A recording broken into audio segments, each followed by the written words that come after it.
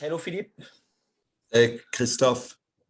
First of all, I wanted to thank you for your availability just before a busy week and a very important double confrontation for the playoff race in the Canadian Premier League against Forge FC. This is an interview that will be for a double network here in France, where I'm currently based, and also in Canada when I cover the domestic competition. First of all, can you tell us a little about yourself through a quick summary of your coaching career? Yes, Christophe, thanks for having me. I was born in a footballing family. My dad was coaching. I grew up seeing him coach. Grew up was born in Montreal and grew up in Portugal. Played in a third division in Portugal. Played in Africa, in Mozambique, in South Africa for 5 years, and then realized very quick that when you're playing in secondary divisions, financially it's going to be hard because your career at the age of 35, still you need to sustain a family, and had an opportunity into coaching in Montreal when I came to visit at some point in the early 2000s, and I decided to shift my career from playing into coaching. And fast forward 10 years, it's been now my 9th season at the professional level in a row. I started in the high performance realm with the Canadian national team program, Sean Fleming bringing me in for the U17 World Cup in 2011. I coached the Francophone Games team in the competition that took place in Nice, while I was already technical director in the Ottawa Fury. In 2015, moved to the US with Fort Lauderdale and the Strikers. And since then, it's been, between the San Francisco Deltas, the Indy 11, the Vancouver Whitecaps, 3 seasons in the MLS, and now with Valour. In the meanwhile, of course, a lot of education, a lot of making sure that you get your licenses up to par, making sure that you educate yourself as a coach, and that was done a lot in Portugal. A lot of my formative years were in Portugal with FC Porto, my UEFA license. So the normal trajectory and the normal route of a coach. I say this: the difficult part is the first job. Is not the first job. I mean, that's the easy part. It's to sustain and to stay and to make sure that your career is sustained and that you could keep going. So fast forward now 9 years, I'm happy to be where I am right now in the CPL in Valour. What do you think about the qualities required to be a good soccer coach? Oh, there's so many. I think you need to understand who you are first and foremost. You need to be true to who you are.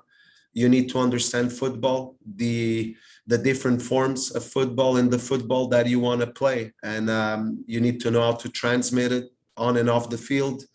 You need strong leadership policies. You need to know how you want to lead and why you want to do it the way you do it. And the tough part in that is that you can't fabricate it. It needs to be genuine, and it needs to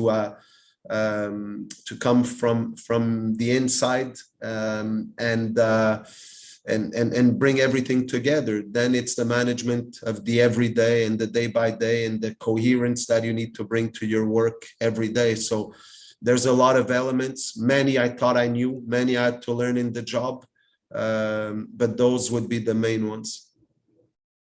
Did you encounter any particular difficulties during your career? Yes, of course. I was part of 2 clubs that had to fold because of financial reasons. So twice I thought I would be without a job, and being in that process when you have a young family is very difficult. So I was fortunate enough to get the trust of a few coaches. I think about, and the luck, because sometimes the bad luck of some becomes the luck of others. And I in both spells where I found myself without a job, I received a phone call and got the opportunity to step right back into it. in a very short window of time. But during those maybe 2-3 months that you're not working, you're thinking about, is this the right thing for me? Do I really want to go a lifetime where you're gonna look and say, okay, now I'm in this phase of my life, how am I gonna sustain my family, my kids? So those are difficult challenges, but they're part of the job. And again, like I said, the first job is easy to get. It's make sure that until your career is built and your network grows, that you're able to keep going and you do get those opportunities. So for me, that was the most challenging part of the job. Today you are at Valour FC, a club based in Winnipeg and which evolved in the Canadian Premier League. You arrived last season for almost the last third of the season when Valour FC was not at its best.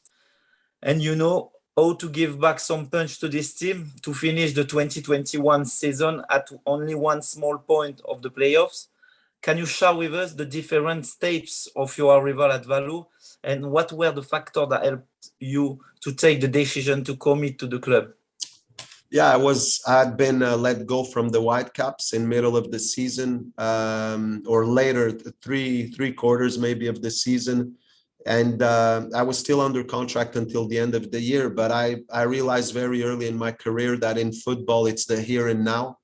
I had many talks with my agent about what the best thing would be, maybe wait until December, January, opportunities would come with the off season. And when I had my first talk with Valour, I just felt that what they wanted to create here and what I had to offer made it easy for me to say yes. I knew I wanted to step into a head coaching position, and I knew after being a few years in Canada and in the US and maybe some other opportunities abroad, I knew that for me, for my family, staying in Canada, if the circumstances would be right, was something that we still wanted. It was still through COVID, and we just felt it was the right moment for us to grab what was on the table and give it a go. So we very fast saw that there was compatibility in the way the management was thinking and what they wanted for the future and what I had to offer. Today, Valour is in 5th position in CPL with 21 games played, 30 points, 5 points of the playoff, third best attack in the league with 30 goals, third best defense in the league with 24 goals conceded. Are you satisfied with your team's performance and the involvement of your players? Look, again, if we're not above the line, we'll never be fully satisfied. But I have to look at where we are now, and it's a bit of an atypical year. You're looking at last year, the 4th place team made the playoff with 36 points. We have 30 right now and 7 games left. So there's a lot of good things, like you mentioned, the being top 3 and in the goals scored, the top 3 in the goals conceded. It shows there's progress. I think recruitment was good, but now we need a bit of time. We need to solidify things, and we're still not where we want it to be. So for us, it's about seeing progress, make sure that the progress is sustained, make sure that we protect that progress in order to be a consistent team and a team that's going to be consistently above the line. 7 games left to play. This week could be a turning point, a double confrontation at home at the EG Field, as I said at the beginning, against Forge FC, 6 points ahead of you. And against Wom, a double victory will bring you 6 points. Do you share the feeling that this week Valour is playing big? Absolutely. We knew these 3 home games would be very important for us. It was good to start with a win on the weekend against Pacific, but now we have 6 points to play, and 6 that could be 12. So it's a very important week. I think we go game by game. I think today is very important because it could remove a lot of pressure from what's coming ahead. But again, this is what we work for. We had anticipated this. We we were glad we had a full week of work last week, and we were able to not only prepare one game, but already start progressively preparing this week. So yeah, it's a big week for us. It's a big game tonight. So this is why we do what we do. We're excited about the challenge ahead of us, and we take the responsibility that we have ahead of us. In case of bad result, there will be 5 games left to play. So mathematically, 15 points to collect. Even thinking about the worst, everything will be difficult, but still possible. Yes. And I think that's the perspective we need to have, because we can't beat ourselves up.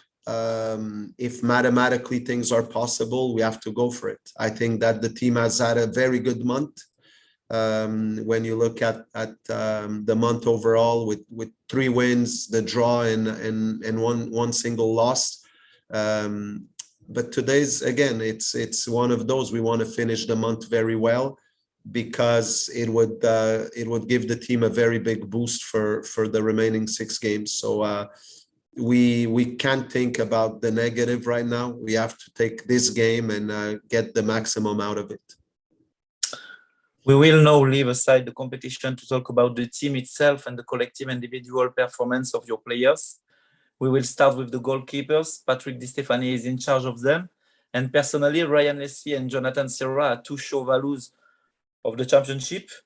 Jonathan was elected Golden Glove last season, and Ryan is now a great hope for the years to come. How is the management of 2 talents going internally, and what are your feelings about it? Yeah, management, it's communication. I think that Patrick has done a great job with the goalkeepers in this club. I look at previous years and what he did with Joe, and credit to both last season and Joe coming in this year. He came in well, and for us it was important this time. Looking at Ryan, we needed answers. We needed to see, is Ryan someone who's ready to be a number 1 in this league? Because as you know, Joe is alone from CF Montreal, and they both have a bright future. Now managing two very good players that could play in any given day is a good headache to have. So we communicate a lot. Joe will play this season. Joe will play, and there's going to be opportunities. And like I told him, he is going to be called to help the team. And when he's called, he needs to help the team the same way Ryan did during his spell. So yeah, it's a good problem to have. We won't talk about all the players. We will review some of them who have really impressed me from a distance. Shanrea, who has become a masterpiece of your attacking midfield as the game go by. Decisive paces, decisive goals. He is one of the contenders for the Best Young Player Award. What do you think of this impressive margin of progress? Very, very, very good. I think Sean and I have a bit of an hate-love relationship, because I'm hard on him. There's a lot of elements in his game that still need work. I think you look at, sometimes the resistance he offers in the defensive process in the moment of transition to defense, or a guy like him who has so many qualities on the ball, being able to just create separation, put across a shot or a final pass, and not, dribble a player to come back and ask to dribble him again. So elements of his game that progressively he started to understand was important for him to grow at, in order to be able to survive at the next level.